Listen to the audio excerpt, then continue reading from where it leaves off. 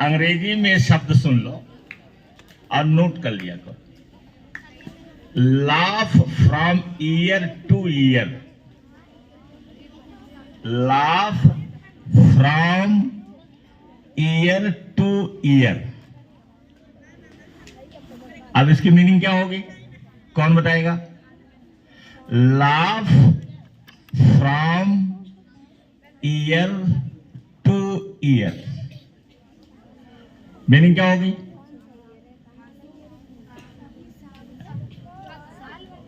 अब ये देखो, ये इतना सरल चीज को, और ये नहीं खड़े होकर के बोल दें कि हाँ यही मतलब है, या बैठे बैठे ही बोल दो। Law from ear to ear, ear माने वो नहीं है साल वाला, ईयर माने कान। Law from ear to ear मतलब इस कान और उस कान तक हंसिए। इसका मतलब है खूब मुंह को फैला करके हंसिए। हा हा हा हा हा हा, देखो यहाँ सिकुड़ जाएगा, यहाँ सिकुड़ जाएगा। हा हा हा हा हा, कैसे श्रेया? हा हा हा,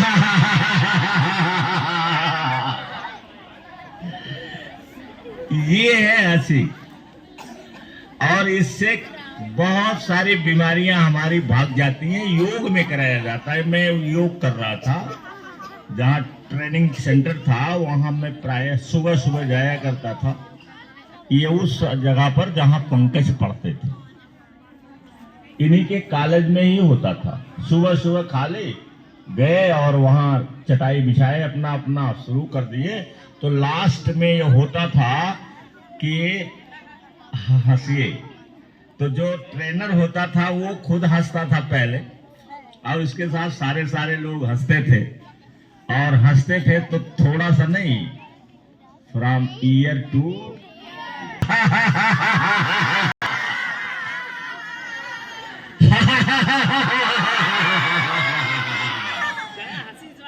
ये जो है योग में कराया जाता था, जैसे हंसता था तो सारे लोग हंसते थे, सभी लोग, योग था।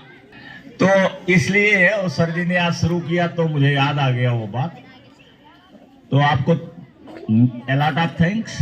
और कल का जो अनुभव था, देखिए एक चीज मैंने आज नोट किया कि जो आप लिखते जाएंगे डायरी पर, और जो आप सोचेंगे वही लिखेंगे, तो जो पॉजिटिव चीज आपके लिए है, जो आप चाहते हैं, वो आप अपने दिमाग में विजुलाइज करिए और लिखते जाइए। और लिखते जाइए तो ये मत सोचिए कि कब पूरा होगा कब नहीं पूरा होगा, इस पर फोकस नहीं, केवल लिखते जाओ।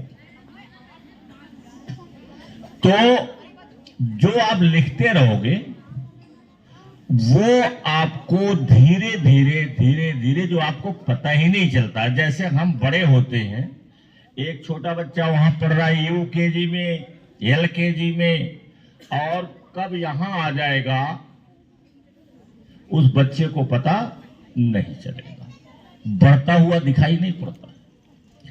स्वाभाविक रूप से जो प्राकृतिक रूप है, नेचुरल है, वो काम करता रहेगा, और धीरे धीरे आप उस यूकेजी, एलकेजी और पीजी से बढ़ते बढ़ते बढ़ते बढ़ते आप यहां आ गए, आपको पता नहीं चला।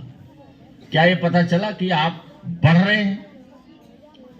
क्या पता चला कि हम जो है 70 साल के 72 साल के हो गए और सब बाल ओल कब पक गया, कैसे? ये तो देखा पकते हुए, पहले थोड़ा सा, तो फिर बड़ा, तो और ज्यादा, फिर और ज्यादा, ऐसे करके बाल पूरा सफेद हो गया, लेकिन पता नहीं चला। ये पता नहीं चलता।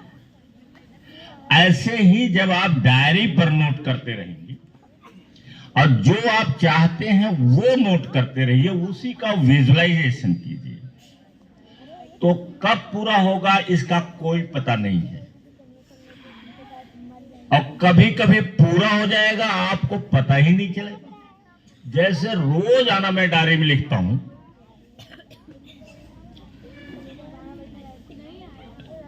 कि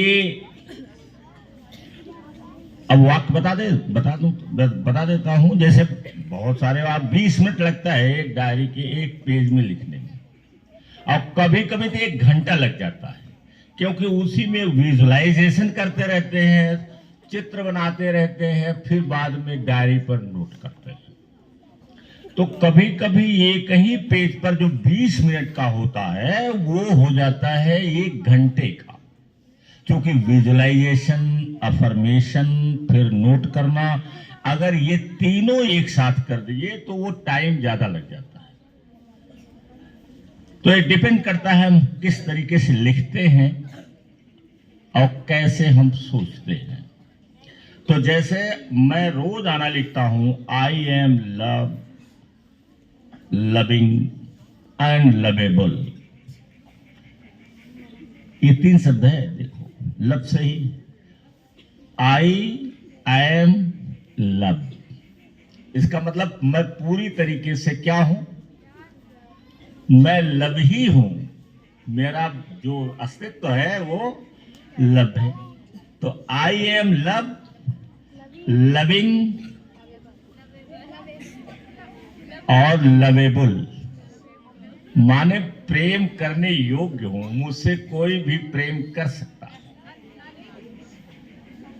तो उसका परिणाम क्या होता है कि लोग आकर्षित होते हैं। जैसे मुझे ये ताज्जुब हो, मतलब आम मेरी ये सोचने लगा कि अरे यही बगल में ये थे R.K. यादव जी, और मुझे पता ही नहीं चला।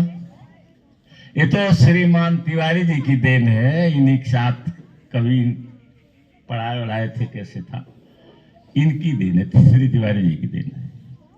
और उनसे मेरा परिचय हो गया, और कल कह रहे थे मेरा जाने का मन नहीं कर रहा है, क्योंकि मैं हमेशा लिखता हूं कि my kids students are smarter than any other kids of any school. हमें नहीं देखते कौन बड़ा है, हमारा सबसे बड़ा है। अब लोग कह रहे थे कि बिल्कुल आपने आश्रम बना दिया, मैंने कहा अभी क्या हो सकता है, इसी एनुअल फंक्शन में यहां पर एक वो डालेंगे मंदिर।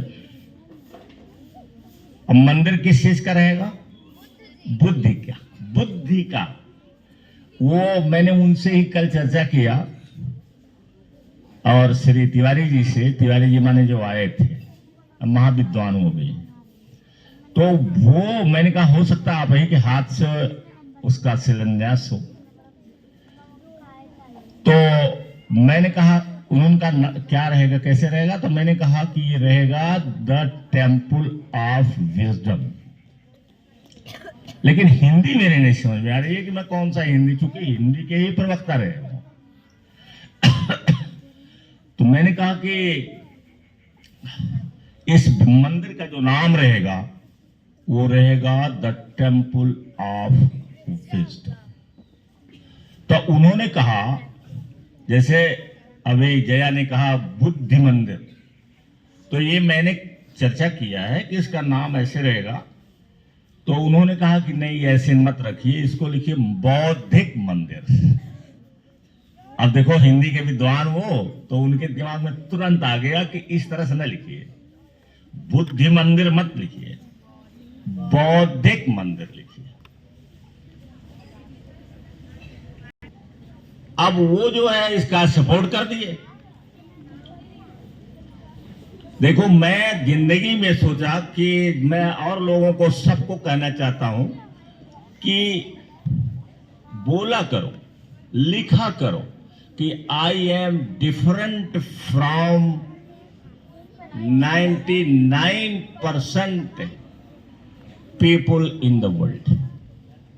तो मैं हमेशा कुछ नया करना चाहता, तो उस नए में ये मंदिर भी रहेगा।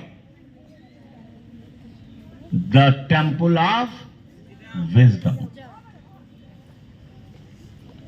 तो ऐसे जो है वो लोग चर्चा कर रहे थे और बहुत ज्यादा उन्होंने आप सारे लोगों का अप्रिशिएट किया, बल्कि नैन्सी को बुलवा करके उन्होंने पैसे दिया कि इतनी छोटी सी लड़की और ये 98% से ज्यादा नंबर लाई है, और पैसे दिया उन्होंने नैन्सी को। मैं नहीं जानता कि 100 दिया 500 दिया, कितना 100 रुपया। तो चूंकि जेब से निकाले उसको पकड़ाए, मैंने देखा नहीं कि वो 100 है कि 500। तो दिया उन्होंने, बुलवा करके दिया, बाहर से बुलवा करके तब वहां अंदर दिया, आशीर्वाद दिया और 100 रुपए की, जैसा आप बता रहे हैं 100 रुपए को पकड़ा दिया। हम 100 दें 5 दें, पुरस्कार जया कहती है पुरस्कार पुरस्कार होता है, सभी लोग कहते हैं। तो इस तरीके से जब मैं लिखता हूं कि my students are smarter than any other student in any school,